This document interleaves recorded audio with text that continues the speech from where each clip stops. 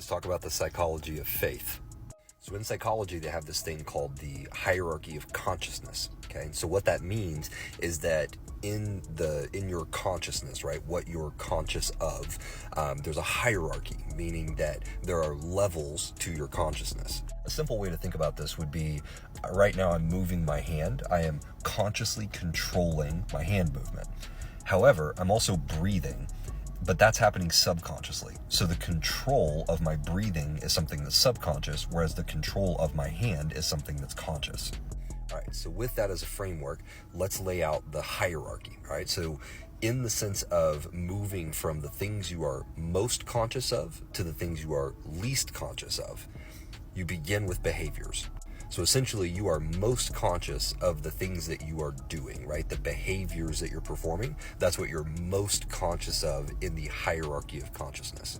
Now, the second most thing that you're conscious of would be your capabilities. So, for example, if I didn't have legs, I would recognize that, or I'd be conscious of the fact that walking would be out of the question.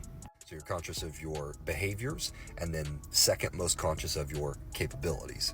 Now, moving up in the hierarchy, the next thing you're conscious of are your beliefs. So what you believe about the world, about life, that's the thing you're next most conscious of. So most conscious of your behaviors, you're less conscious of your capabilities, and you're even less conscious of the things that you believe.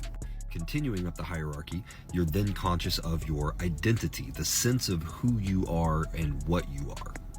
And then the final layer of consciousness, depending on which sect of psychology you're in, one group would call it purpose. So you're conscious of this thing that's outside of you that gives you purpose.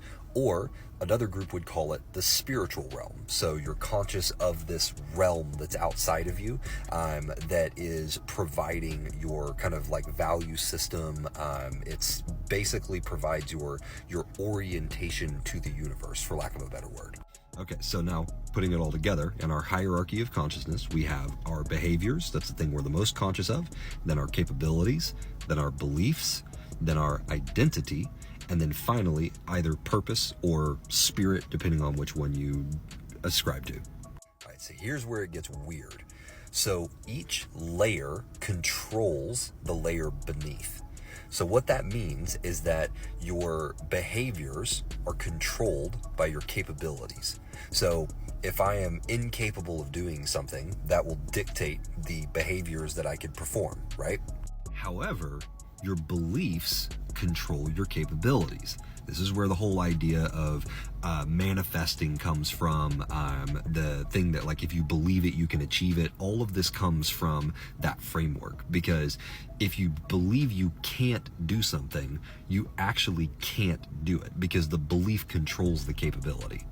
Now, that does not work in the other direction, contrary to popular belief. Believing that I am Michael Jordan or I can be Michael Jordan doesn't automatically give me the capabilities of being Michael Jordan. But it can prevent me from ever acquiring those capabilities, because if I believe that I can never get there, the capabilities will never materialize for me to do that. So we have beliefs controlling our capabilities, capabilities controlling our behaviors, and then the one at the very, very bottom, I actually missed one, is environment. So the environment around you, kind of your physical environment, that's actually the thing you're the most conscious of, even before your behaviors. All right, so moving up the hierarchy, now we move into identity. So who you are actually dictates what you believe. Now, I know that sounds crazy, but it's actually true. So identity can be derived from a number of places, and we'll get into that in a minute. But for the sake of kind of understanding how this works, if your parents have given you an identity of being a loser, right? And that happens sometimes. A parent and family all just kind of are like, hey, you suck, you're a loser, you're not worthy, you're incapable, right? All of those things.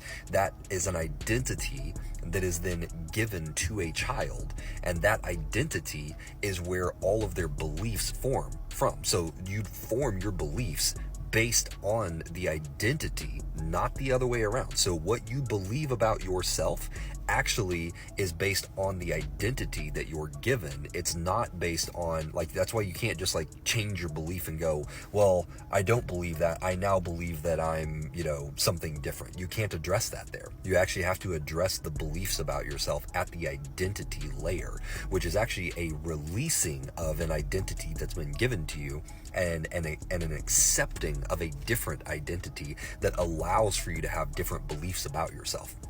And then those beliefs control what you're capable of. The capabilities control your behaviors, and then your behaviors produce the environment that you live in. Okay, but we're not done yet. So now we have to go up even higher, because your identity is actually derived from, depending on what your viewpoint is, I would argue that a naturalistic person will derive their identity from a purpose that's either given to them or a purpose that they've chosen to align themselves with. That's why you often see people who don't believe in God get caught up in causes, because you need something that is greater than yourself to align with, to derive your identity from. And so people who don't believe in the spiritual realm will frequently find themselves aligning with some type of cause. I actually think that's why atheists are so aggressive towards Christianity, is that their identity has to be rooted in the idea that there is no God, and so their purpose becomes the refutation of God, because they need something to support the identity that they have.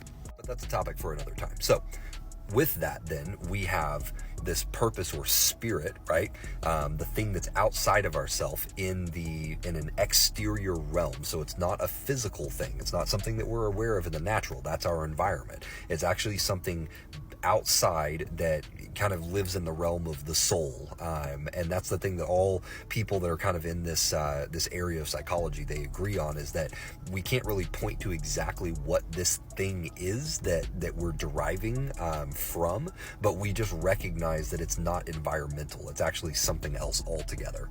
All right, so now if we put all this